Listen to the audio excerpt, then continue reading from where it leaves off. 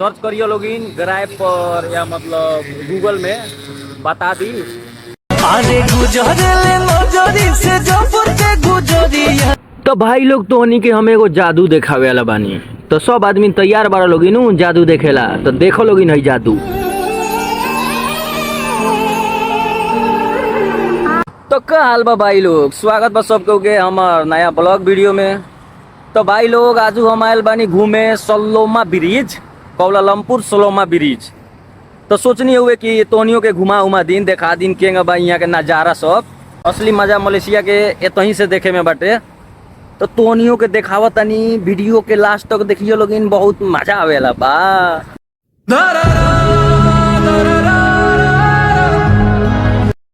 तो भाई लोगिन देख सकत लोगिन हमरा पीछे ये ब्रिज बाटे, और ये ब्रिज पर बहुत आदमी घूमे आवेला, मतलब बहुत आदमी।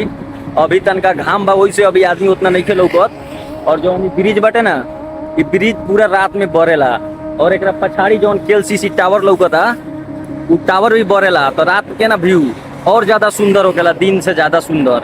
और देख सकते लोग हमरा पिछाड़ी कितना गाड़ी आवता जाता, तो ओकरे तनका हाला आवत हुई का।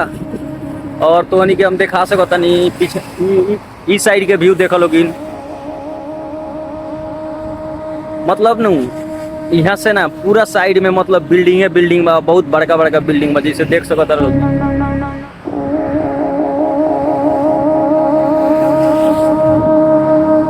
पूरा बिल्डिंग बा, मतलब पूरा बिल्डिंग बाटे, मतलब राइट साइड लेफ्ट साइड, एक पिछाड़ी एक गाड़ी। और तो के हम मतलब आगे के साइड दिखावे चाहता नहीं, पूरा घर बिल्डिंग मतलब बहुत खूबसूरत बाटे, जैसे मतलब यहाँ बना देले बाटे। देख सकता लोग हमारा पिछाड़ी जैसे यहाँ ऐसा बना देले बा, मतलब एतान खड़िया के लोग फोटो खिंचावेला और तनका देर आराम उराम करेला। जैसे हमारा पिछाड़ी देख सकता लोग, पछाड़ी के व्यू देख सकता लोग कितना सुंदर लौकत बाटे, और पूरा मतलब हरियाली और बिल्डिंग घर, मतलब बहुत अच्छा लागत बाटे। बहुत दिन से हम देखत रहनी का, मतलब कि एक फोटो वगैरह कनी एक बार चल के घूम के आओ जब कैसन का बटे। तो सोचनी तोनियो सबके देखा दिन। ई देखो लोगिन उ अमित भाई होते बड़न, उ मेहरारू से तनका लागल बड़न का बात पर, उनकर मेहरारू बार बार फोन करत हो। तो औरत का चक्कर बाबू भैया, औरत का चक्कर बहुत बेकार होता है। देख लो लोगिन भाई लोग, पूरा देख लो लोगिन, पूरा बिल्डिंग बा, पूरा बिल्डिंग बा भाई लोग। हम तो सब के ले चलता नहीं वो साइड में, और वो साइड के व्यू मतलब कैसन बाटे, और तो सब के दिखावत नहीं वो साइड में।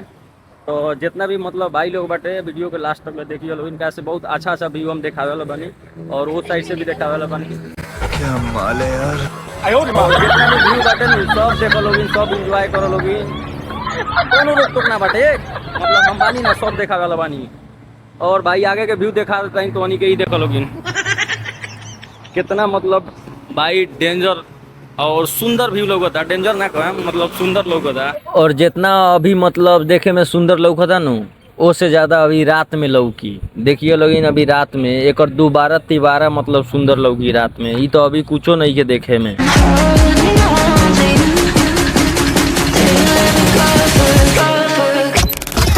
और तो हनी के भाई हम दिखावे के और चीज चाहेम कि यहाँ के प्यार करे वाला यहाँ के जोड़ा सब, मतलब आशिक जरा कह सकल रहते हैं, वो मतलब केगा बैठल रहे सन यहाँ देख सकता लोग, हम प्यार करने वाले, मतलब हमारा पिछाड़ी आशिक लोग बैठल बाटे लोग, एने कर यही हो गला प्यार के इजहार। तो भाई लोग इस साइड से देख सकता लेकिन पछाड़ी के व्यू बहुत बवाल व्यू बा भाई। और आगे के तो बातें मत पूछो लोगिन, आगे भी दिखावे चाहता नहीं, देख लो लोगिन, ये देखो लोगिन भाई, ये आगे के व्यू बाटे, ये देख लो लोगिन पूरा यहाँ मतलब नज़दीक में बानी हम पूरा KLCC के। और जितना भी हमारे भाई लोग बाटे और देखे वाला सारा लोग भी मतलब तो उन्हीं के अगर घूमे आवे के वही इस जगह पर, तो इस जगह के नाम हो गए सलोमा ब्रिज कोलालमपुर। सर्च करियो लोगिन ग्राइब पर या मतलब गूगल में बता दी। अभी तू कुंवार बारू ओढ़ला ओढ़निया अभी तू। तो भाई लोग तो नहीं, तो अब दिन के नज़ारा देख ले लोगिन, अब देखो लोगिन रात के नज़ारा।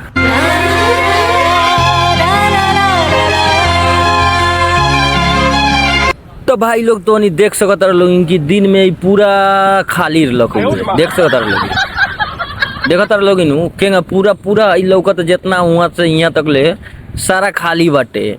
हई देखो लोगिन रात होते है साफ यहाँ पूरा आदमी से पूरा यहाँ से लेके वहाँ तक आदमी से पूरा भीड़ लागल। तो हई इतना भीड़ लगे के कारण ई बाटे कि दिन में सब आदमी बिजी रहेला और रात में सारा आदमी एक काम खत्म हो जाला तो रात में सारा आदमी फ्री हो जाला। और ओकरा साथ साथ देख सकता लोगिन ई नज़ारा मतलब रात में बहुत ज़्यादा सुंदर लौकेला, कैसे ही पूरा ई लाइट पूरा बरेला तो वैसे ही पूरा आदमी आवेला यहाँ घूमे। देख सकता लोगिन मतलब दिन में केंगा लौकताटे, आई रात में पूरा लाइट बरताटे तो मतलब ई कैसन लौकताटे। देखो लोगिन दिन में ई पूरा केंगा लौकता, आई रात में देखो लोगिन पूरा लाइट है, लाइट बटे पूरा कितना सुंदर लौकता। वही से ज़्यादा कह के रात में आदमी आवाला घूमे। अगर तोहनी के यहाँ मतलब रात में घूम ले लोगिन तो रात में घूम के ओकरा बाद दिन में अइबा लोगिन तो उतना मन ना करी, उतना मतलब अच्छा ना लगी कि दिन में, कैसे रात में पूरा हवा चलेला ऊपर पुल पर बाड़ लोगिन, ओकरा बाद दिन में बाटे तो पूरा घाम रहेला, ओकरा बाद लाइट भी ना आएगा लाग रहेला तो उतना अच्छा ना लौकेला। तो देख सकता लोगिन पूरा रात में ही कितना आदमी यहाँ बाटे, ई कहाँ के मतलब सब फोटो खिंचावता। तो देखो लोगिन एंजॉय करो लोगिन और कथी कहीं। और भाई लोग तो उन्हीं के एगो और जानकारी ई देवे के चाहेम कि ई पुल नु पहले ना बन रहे, मतलब ई बनल बा पुल 5 फरवरी 2020 के। और ई पुल में पूरा लगानी रुपया लागल बा 31 मिलियन रिंगेट और नेपाल के हमनी के भयल 87 करोड़ रुपया। कैसे इतना रुपया लागल बा तबे तो ई मतलब इतना सुंदर लौकताटे। ई एते बड़े का पुल ये बनावे में 87 करोड़ लागल बा। और भाई लोग तो नहीं इस साइड से देख सकता लोगिन पूरा मतलब केंगा बत्ती पूरा बरता और यहाँ से लेके वहाँ तक ले कितना मतलब सुंदर लौकता। ये चीज़ मतलब बना देले बा यहाँ के सरकार। तो ये देखेला मतलब कितना हजारों आदमी आवेला रोज यहाँ आवेला, ए पर घूमेला, फोटो वोटो खिंचावेला। इतना पैसा खर्चा कर ले बाटे सरकार यहाँ के, ये एगो पुल बना ले बा, इससे मतलब कितना आदमी ए पर घूमे आवेला कि ना। तो भाई लोग तो उन्हीं के हम दिन से लेके मतलब रात तक ले सारा एक नज़ारा दिखा देनी। अब मिलल जाइए अगला वीडियो में, कैसे अब हमनियों के जाएगा पड़ी अब अपन रूम में, अब रात हो गल बाटे। तो अब मिलल जाइए अगला वीडियो में, तब तक लिए बाय बाय टाटा। नाम सुने त दुनिया मौन, हम ही हैं भोजपुरिया डॉन।